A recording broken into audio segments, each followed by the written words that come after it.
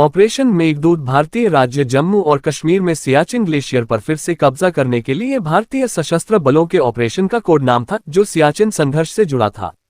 13 अप्रैल 1984 को शुरू किया गया ये सैन्य अभियान अद्वितीय था, क्योंकि यह पहली बार था जब दुनिया के सबसे ऊंचे युद्ध क्षेत्र पर हमला किया गया था।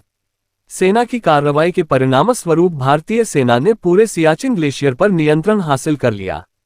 आज भारतीय सेना की तैनाती का स्थान वास्तविक ग्राउंड पोजीशन लाइन AGPL के रूप में जाना जाता है, जिसमें भारतीय सेना और पाकिस्तान सेना की 10-10 पैदल सेना बटालियनें 6400 मीटर तक की ऊंचाई पर सक्रिय रूप से तैनात हैं।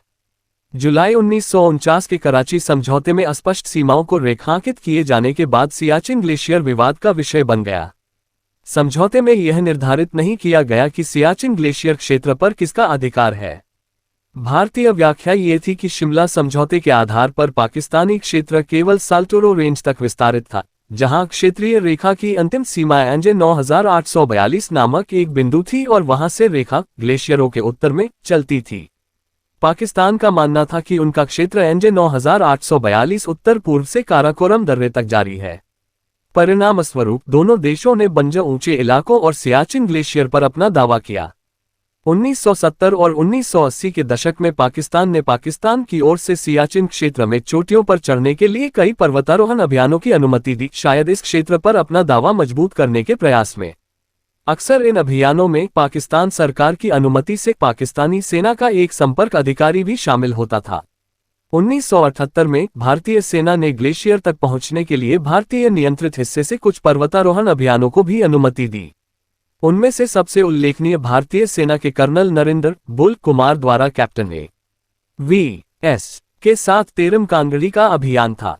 गुप्ता चिकित्सा अधिकारी भारतीय वायुसेना ने रसद की आपूर्ति के माध्यम से 1978 में अभियानों को महत्वपूर्ण सहायता प्रदान की।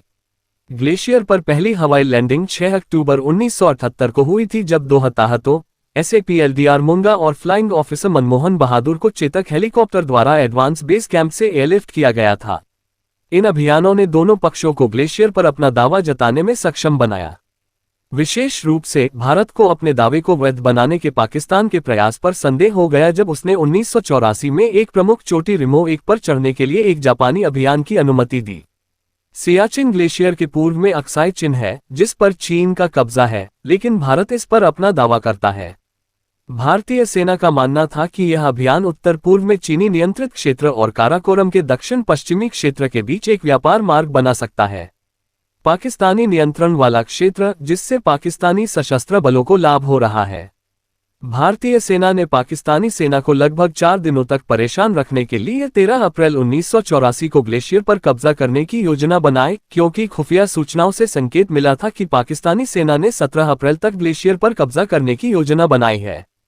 इस ऑपरेशन का नाम 4वीं शताब्दी ईस्वी के कालिदास के संस्कृत नाटक दिव्य मेघदूत के नाम पर रखा गया था। ऑपरेशन मेघदूत का नेतृत्व जम्मू और कश्मीर के श्रीनगर में 15 कोर के तत्कालीन general officer commanding lieutenant general Prem Nath Hoon ने किया था। ऑपरेशन मेघदूत की तैयारी भारतीय वायुसेना IAF द्वारा भारतीय सेना के जवानों को एयरलिफ्ट करने के साथ शुरू हुई। भारतीय वायुसेना ने भंडारों और सैनिकों के साथ साथ हवाई क्षेत्रों को एयरलिफ्ट करने के लिए IAF 06, N12 और N32 का उपयोग किया। वहां से आपूर्ति और सैनिकों को Mi-17, Mi-8 और HAL-6 तक हेलीकॉप्टरों द्वारा ले जाया गया।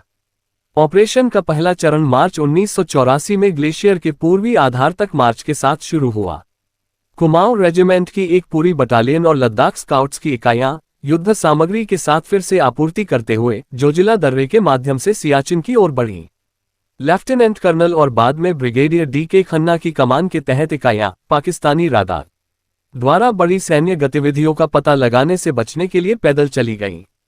ग्लेशियर की ऊंचाइयों पर अनुकूल भारतीय स्थिति स्थापित करने वाली पहली इकाई का नेतृत्व मेजर बाद में लेफ्टिनेंट कर्नल R.S. संधू ने किया था। कैप्टन संजय कुलकर्णी के नेतृत्व में अगली इकाई ने बिलाफोंडला को सुरक्षित कर लिया। Captain P.V. यादव की कमान के तहत शेष तैनात इकाइयां साल्टोरो दर्रे की पहाड़ियों को सुरक्षित करने के लिए 4 दिनों तक आगे बढ़ीं। 13 अप्रैल तक लगभग 300 भारतीय सैनिक महत्वपूर्ण चोटियों पर खायों में स्थापित हो गए थे और जब पाकिस्तानी सैनिक क्षेत्र में पहुंचे तो उन्होंने पाया कि भारतीय सेना ने सियाला सहित सियाचिन ग्लेशियर की सभी कमांडिंग ऊंचाइयों पर नियंत्रण कर लिया था। 1987 में बिलाफोन ला दर्रे और जियान ला और पश्चिम साल्टोरो दर्रे की प्रमुख चोटियां।